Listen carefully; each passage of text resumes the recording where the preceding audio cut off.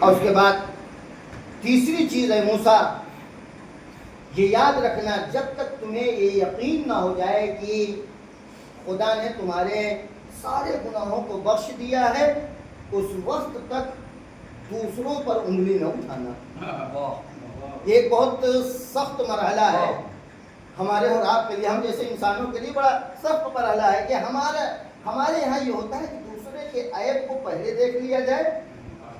ابھی اپنے عیبوں کی کوئی خبر نہیں ہے، ہم نے جو خلوت میں، ہم نے جو تنہائی میں، ہم نے جو اکیلے میں گناہ کیا ہے، جو نافرمانی کی ہے، یا کبھی بھی پروردگار عالم کی جو نافرمانی اور معصیت کیا ہے، گناہ انجام دیا ہے، ہمیں نہیں پتہ ہے معاف ہوا ہے نہیں۔ یہ الگ بات، ہم توبہ کرتے ہیں، ہم استغفار کرتے ہیں، ہم بارگاہ الہی میں معافی مانگتے ہیں، لیکن کیا ہمیں یقین ہے کہ اس نے معاف کر دیا ہے؟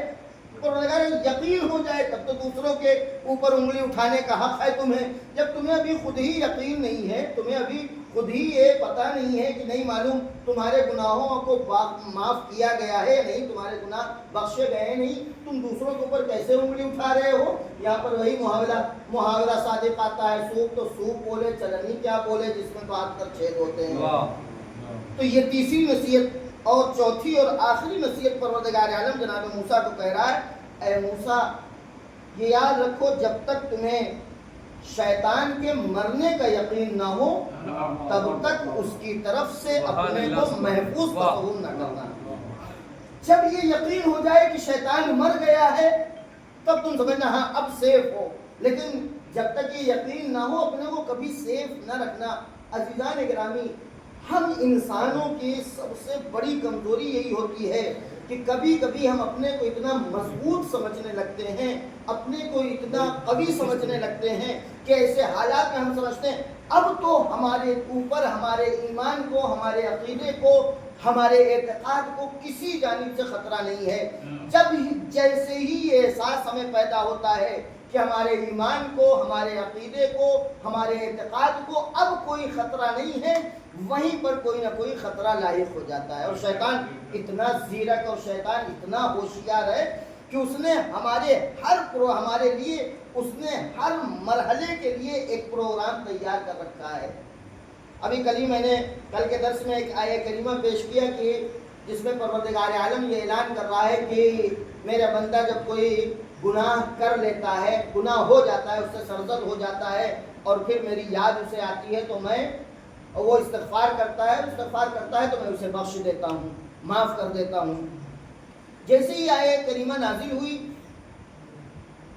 شیطان نے فوراً اپنے ساری ٹیم کو بلایا، اکٹھا کیا، مکے کی ایک پہاڑی کے اوپر کھڑا ہوا اور اس نے آواز بلند اپنے سارے چیلے چاپڑوں کو بلایا۔ یہ شیطان کے یہاں بھی سسٹم ایسا نہیں ہے کہ ہم لوگوں کی طرح شیطان بھی بغیر سسٹم کے ہیں اور بغیر پروگرام کے وہ آگے بڑھ رہے ہیں۔ اس کے یہاں حد یہ ہے کہ کس کام کے لیے کس کو لگانا ہے یہ طے ہے، ڈیوٹی معین ہے۔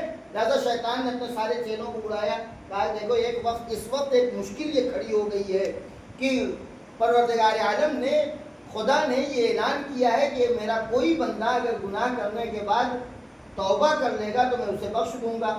اس کا مطلب یہ ہے کہ ہم لوگوں کی ساری محنت پہ پانی پھر جائے گا۔ ہم محنت کریں گے، دنوں رات محنت کریں گے اور ایک انسان سے گناہ جو ہے وہ سرزد ہو جائے گا۔ ہماری محنت و مشقت سے ہم جو ہے لگے رہیں گے، انسان سے گناہ کروا لیں گے، خدا کہہ رہا ہے یہ توبہ کر لے گا تو ہم معاف کر دیں گے۔ کوئی ہے تم میں اس آیت کے مقابلہ کرنے والا؟ پروردگار عالم کی اس اعلان کا مقابلہ کرنے والا؟ ایک کھڑا ہوا کہنے لگا کہ سرکار ہم یہ کام کریں گے۔ لست لہا، شیطان نے کہا نہیں، تمہارے بس کا کام نہیں ہے، تم نہیں کر پاؤ گے۔ پھر ایک کھڑا ہوا، اس کا نام جو روایات میں لکھا کہتے ہیں وسواس الخناس، اس کا نام تھا وسواس الخناس۔ اس وسواس الخناس نے کہا کہ ہم اس کام کو کریں گے۔ شیطان نے کہا کہ پروجیکٹ کیا ہے تمہارا اس کام کو کرنے کے لیے، کیسے کرو گے اس کام کو؟ تو اس نے کہا، وسواس الخناس نے کہا اس کا آسان سا راستہ یہ ہے کہ توبہ کو پروردگار عالم نے اپنی اطاعت کی جانب پلٹنے کا ذریعہ قرار دیا ہے۔ باب توبہ اسی لیے خدا نے قرار دیا ہے کہ اگر کسی بندے سے غلطی سرزد ہو جائے کسی بندے سے گناہ ہو جائے تو ایسا نہ ہو کہ ایک غلط راستے پر اب نکل چلا ہے تو نکلتا ہی جائے، نہیں، غلط راستے پر جانے والے کے لیے پلٹنے کا ایک راستہ ہے جسے کہتے ہیں توبہ۔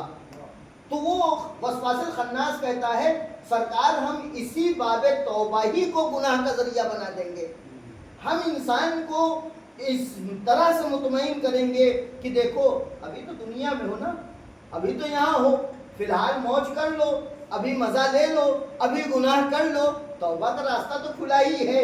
تو پروردگار عالم نے جس توبہ کو اپنی اطاعت کا وسیلہ قرار دیا ہے اسی توبہ کو ہم گناہوں کا ذریعہ بنا دیں گے۔ لہذا شیطان بڑا خوش ہوا، کہنے لگا قیامت تک یہ کام ہم نے تمہیں سونپ دیا ہے، قیامت تک یہ کام تمہارا ہے۔ شیطان ہمارے اوپر اس طرح سے مسلط ہو سکتا ہے کہ ہم سوچ نہیں سکتے ہیں۔ لہذا ایسے مرحلے میں کہ جہاں ہمیں یہ احساس ہو ہمارے ایمان کو خطرہ نہیں ہے، ہمارے عقیدوں کو خطرہ نہیں ہے، ایسے ہی مرحلے کے لیے پروردگار عالم جناب موسیٰ کو وحی کر رہا ہے کہ اے موسیٰ یاد رکھو جب تک تمہیں شیطان کی موت کا یقین نہ ہو جائے تب تک تم یہ مطمئن نہ رہنا کہ اب ہمیں کوئی بہکانے والا نہیں ہے۔ ایک صلوات پڑھ دے محمد۔